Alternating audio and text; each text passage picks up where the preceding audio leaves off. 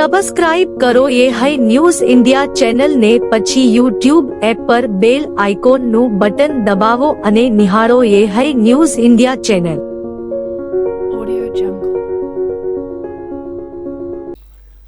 વાવ જિલ્લામાં વાવ ખાતે નવા બસ સ્ટેશન સામે આવેલા શોપિંગ સેન્ટરમાં રવિવારે સવારે 11:30 વાગ્યાની આસપાસ કેશવકૃપા સ્ટેશનરી એન્ડ ઝેરોક્સની દુકાનમાં આકસ્મિક આગ લાગતા અફરાતફરી મચી ગઈ હતી.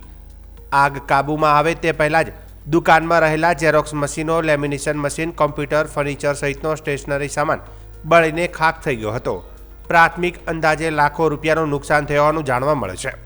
મળતી માહિતી મુજબ દુકાનના માલિક પંડ્યા જગદીશભાઈ દુકાન બંધ કરીને લગ્ન પ્રસંગમાં જમણવારમાં ગયા હતા. તે દરમિયાન દુકાનમાંથી અચાનક ધુમાડાના ગોટે ગોટા નીકળતા આસપાસના દુકાનદારો અને લોકોએ તાત્કાલિક દોડધામ કરી વીજ પુરવઠો બંધ કરાવવા માટે યુજીવીસીએલને જાણ કરવામાં અને બાદમાં દુકાનનું શટર ખોલતા અંદર વિકરાળ આગ જોવા મળી હતી.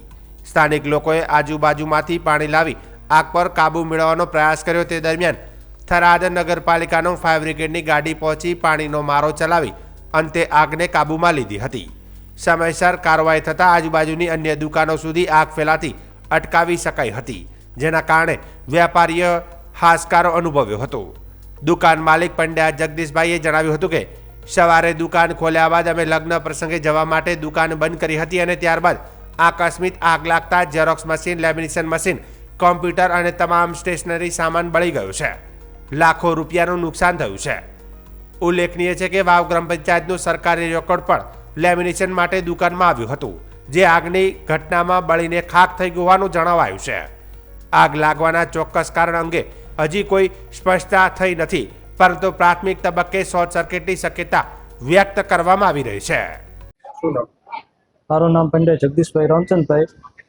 અમારી દુકાનમાં આજે સવારે દુકાને આવેલા હતા, ત્યાં પછી લગ્નમાં ગયા તો દુકાન બંધ કરી શટર બંધ કરીને ગયા હતા, પણ અંદર કુદરતી શોર્ટ સર્કિટ લાગવાથી અંદર સંપૂર્ણ રહેલો અંદાજે 25 લાખ જેટલો માલ સંપૂર્ણ નાશ પામેલ છે. કશું પણ બચ્યું નથી. અમારે ડોક્યુમેન્ટ કોઈ પણ બચ્યું નથી. અંદર સરકારી રેકોર્ડો પણ પડેલા હતા. મારી ઝેરોક્સની દુકાન હતી પણ સરકારી રેકોર્ડો પડેલા હતા, તે પણ સંપૂર્ણ નાશ પામેલ છે. અંદર લેમિનેશન કરવામાંથી વાવ પંચાયતમાંથી આવેલું રેકોર્ડ પણ સંપૂર્ણ નાશ પામ્યું છે. અમારા પાસે કશું પણ રેકોર્ડ, કશું પણ ચીજ વસ્તુ કશું બચ્યું નથી. અંદાજે 25 લાખ રૂપિયાનો માલ સંપૂર્ણ 2 xerox machine, computer, 2 LED, CCTV camera, lamination machine, stationery total, AC total સંપૂર્ણ નાશ પામ્યું છે. કશું પણ બચ્યું નથી. હા, હજી સુધી સરકારી કોઈ પણ તંત્ર અહીંયા આવ્યું નથી કોઈ સપોર્ટમાં, પણ અમારા વેપારી મિત્રોએ ખૂબ સપોર્ટ કર્યો. આ બધી વસ્તુ બધું થોડા ઘણું બચ્યું એ બધું બહાર કાઢ્યું. બીજું કોઈ સપોર્ટ વેપારી મિત્રોનો ઘણો સપોર્ટ મળ્યો છે અમારે. રાજ્ય કક્ષાના વન અને પર્યાવરણ મંત્રી પ્રવીણ માળીની અધ્યક્ષતામાં રાજારામ ગૌશાળા આશ્રમ ટેટોડા ખાતે કૃષિ મેળો, પરિસંવાદ અને પ્રદર્શનનું આયોજન હાથ ધરાયું હતું. આ કાર્યક્રમ કૃષિલક્ષી કૌશલ્ય વિકાસ તાલીમ કાર્યક્રમ યોજના અને ગુજરાત પ્રાકૃતિક કૃષિ વિકાસ બોર્ડ અંતર્ગત યોજાયો હતો, જેમાં પ્રાકૃતિક ખેતી કરતા ખેડૂતોએ પોતાના અનુભવો રજૂ કર્યા હતા અને મહાનુભાવોના હસ્તે તેમનું સન્માન કરવામાં આવ્યું હતું. કાર્યક્રમની શરૂઆતમાં મંત્રી પ્રવીણ માળીએ રાજારામ ગૌશાળા આશ્રમ ટેટોડા ખાતે પ્રાકૃતિક કૃષિના મોડલ સ્ટોલોની મુલાકાત લીધી હતી. તેમણે પ્રાકૃતિક ખેતીના વિવિધ મોડલો, દેશી ગાય આધારિત ખેતી પદ્ધતિઓ જેવી કે જીવામૃત, ઘન જીવામૃત અને બીજામૃત અંગે વિસ્તૃત માહિતી મેળવી હતી. આ દરમિયાન તેમણે ખેડૂતો સાથે સંવાદ સાધી પ્રાકૃતિક ખેતી અપનાવવાના લાભો સમજાવ્યા હતા. મંત્રી પ્રવીણભાઈ માળીએ ઉપસ્થિત ખેડૂતો સાથે સીધો સંવાદ કર્યો હતો અને રાજ્યમાં પ્રાકૃતિક ખેતીનો વ્યાપ વધારવાની અપીલ કરી હતી. તેમણે રાસાયણિક ખેતીને રોગનું ઘર ગણાવી તેમને વહેલી તકે છોડી પ્રાકૃતિક ખેતી અપનાવવાની જરૂરિયાત પર ભાર મૂક્યો.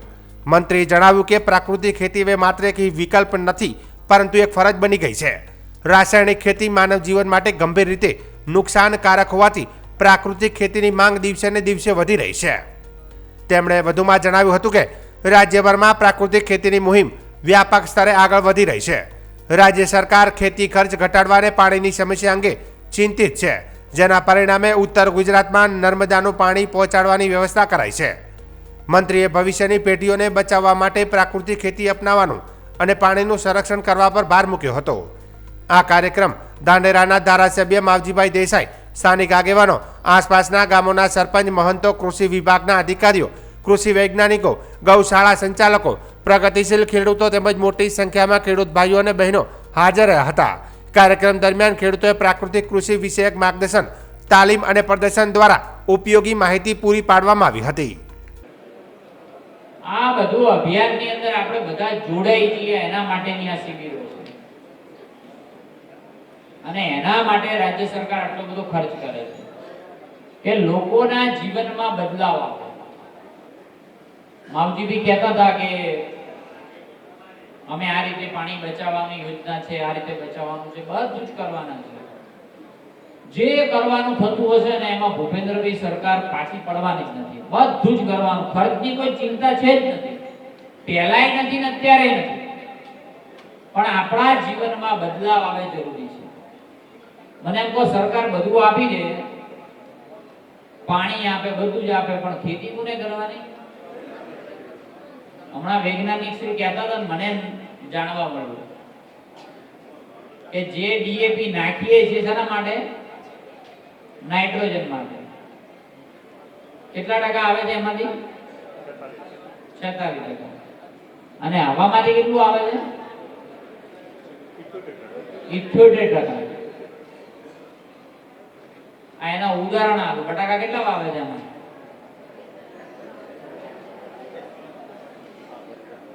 હલકે તમને ખબર હશે બધાને કે બધાને ખેતરમાં મણિકા વધારે થયા. 10 મણિકા થતા હોય તો કોકને 12 મણિકા અને 13 મણિકા થયા, કોકને 7-8 થતા હોય તો 12 થયા. હવે જગ્યા એની એ, આપણે એના એ, વાવા વાળા એના એ, તો આ વધ્યા કેમ ના? તો આ એક કુદરતી હવાની અસર છે. એટલે જ્યારે સારું વાતાવરણ હોય ને ત્યારે ઉત્પાદન, એમાં નાઇટ્રોજન હવામાં છે એના લીધે આપણું ઉત્પાદન વધે છે. એટલે કુદરત જે આપે છે ને એને કોઈ એના કમ્પેર કરી શકતું નથી. એટલે એના ઉપર પણ ભરોસો રાખો. વાવ થરાદ જિલ્લાના થરાદ ખાતે ગુરુ બ્રાહ્મણ સમાજ વિકાસ ટ્રસ્ટ દ્વારા પહેલીવાર સમૂહ લગ્નનું આયોજન કરવામાં આવ્યું હતું. આ પ્રસંગે સમગ્ર સમાજમાં આનંદ અને ઉત્સાહનો માહોલ જોવા મળ્યો હતો.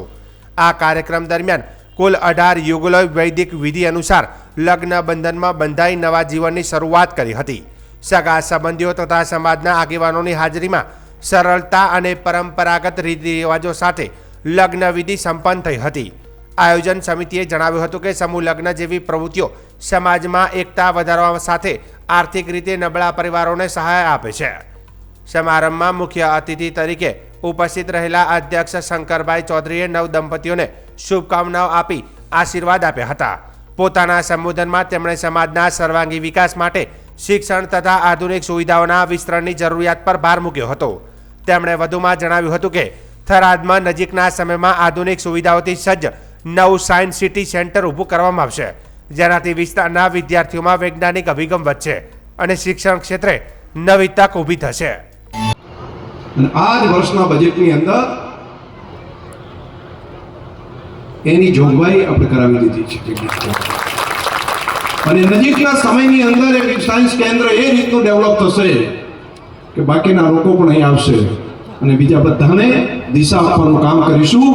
અને આપણા ભલે ગામડાની અંદર રહેતા હોય, છેલ્લા ગામની અંદર રહેતા હોય, પરંતુ એ દીકરો દીકરી પણ જે દુનિયાનું શ્રેષ્ઠ જે વિજ્ઞાન છે એ વિજ્ઞાન સુધી પહોંચી શકે. તો આજે આ વિજ્ઞાનનો અભિગમને પણ આપણે બધા એક્સેપ્ટ કરતા થઈએ. પુનઃ આપ સૌને હૃદયથી ખૂબ શુભકામના. વાવ થરાદ જિલ્લાના થરાદ લાખણી હાઈવે પર રવિવારે બપોરે રાયડો ભરેલી ટ્રક પલટી ખાઈ જતા અફરાતફરી મચી ગઈ હતી. જો કે સદનસીબે મોટી જાનહાનિ ટળી હતી અને ટ્રકના ડ્રાઈવરનો આબાદ બચાવ થયો હતો. અકસ્માત થરાદ લાખણી માર્ગ પર જેતરા નજીક બન્યો હોવાનું જાણવા મળ્યું છે. મળતી માહિતી મુજબ હાઈવે પર રોડ નિર્માણ કાર્ય લાંબા સમયથી ધીમું ચાલી રહ્યું હોવાથી માર્ગ પર ખાડા, કાંકરી અને ધૂળના ઢગલા સર્જાયા છે. આવા જોખમી રસ્તાઓ વચ્ચે ટ્રક પસાર થતી વખતે ડ્રાઈવરનું સ્ટીયરિંગ પરથી નિયંત્રણ છૂટતા ટ્રક પલટી ગઈ હતી. અકસ્માત પછી આસપાસના લોકો દોડી આવ્યા હતા અને પરિસ્થિતિ કાબૂમાં લીધી હતી. સ્થાનિકોએ આક્ષેપ કર્યો છે કે રસ્તાના કામમાં તંત્રની બેદરકારીને કારણે વારંવાર અકસ્માત થાય છે. અધૂરો રોડ અને સુરક્ષા વ્યવસ્થા ન હોવાને કારણે વાહન ચાલકોના જીવ જોખમમાં મુકાઈ રહ્યા છે. અનેક રજૂઆતો છતાં યોગ્ય પગલાં ન લેવાતા લોકોમાં ભારે રોષ ફેલાયો છે. સ્થાનિકોની માંગ છે કે રોડનું કામ તાત્કાલિક પૂર્ણ કરવામાં આવે, જોખમી સ્થળોએ ચેતવણી બોર્ડ મૂકવામાં આવે અને ધૂળ નિયંત્રણ માટે પાણીનો છંટકાવ કરવામાં આવે, નહીં તો આવનારા સમયમાં મોટી દુર્ઘટના સર્જાઈ શકે છે. બનાસકાંઠા જિલ્લાના ધાનેરા ખાતે શિવાજી વસ્તી વિસ્તારમાં સંતોના આશીર્વાદ અને સમાજના સહયોગથી વિશાળ હિન્દુ સંમેલન યોજાયું હતું. કાર્યક્રમનો મુખ્ય ઉદ્દેશ હિન્દુ ધર્મ સંસ્કૃતિના મૂલ્યોને પ્રસરાવવાનો અને સમાજમાં જાગૃતિ સાથે નવી ઉર્જા પેદા કરવાનો હતો. કાર્યક્રમમાં મોટી સંખ્યામાં હિન્દુ સમાજના લોકો, સાધુ સંતો, વડીલો, યુવાનો તેમજ બાળકો હાજર રહ્યા હતા. આ પ્રસંગે પધારેલા મહાનુભાવમાં મહંત શ્રી વિષ્ણુપુરીજી ભાટીબ મઠ તેમજ સીતારામ બાપુ ગિરનારી સંસ્થાપક સીતારામ આશ્રમ ગૌશાળા મુખ્ય રહ્યા હતા. સંતોએ પોતાના પ્રવચનમાં સમાજમાં એકતા, સંસ્કાર, ધાર્મિક ચેતનાનું મહત્વ સમજાવ્યું હતું અને લોકોમાં સકારાત્મક પરિવર્તન માટે પ્રેરણા આપી હતી. કાર્યક્રમ દરમિયાન શાળાના વિદ્યાર્થીઓએ દેશભક્તિ ગીતો, ધાર્મિક પાત્રોના અભિનય અને સાંસ્કૃતિક રજૂઆતો દ્વારા દર્શકોનું મન મોહી લીધું હતું. સમગ્ર વાતાવરણ ધાર્મિક ભાવનાથી ઓતપ્રોત બની ગયું હતું અને હાજર જનસમુદાયે કાર્યક્રમને ઉત્સાહભેર વધાવ્યો હતો. આ આયોજનમાં શિવાજી વસ્તી મંડળ વિસ્તારના આયોજકો અને કાર્યકરોએ મહત્વપૂર્ણ ભૂમિકા ભજવી હતી. કાર્યક્રમના અંતે ઉપસ્થિત તમામ માટે પ્રસાદ રૂપે ભોજનની વ્યવસ્થા પણ કરવામાં આવી હતી. સમગ્ર કાર્યક્રમ સુવ્યવસ્થિત રીતે પૂર્ણ થતાં ઉપસ્થિત લોકોએ આયોજકોના પ્રયાસોની પ્રશંસા કરી હતી.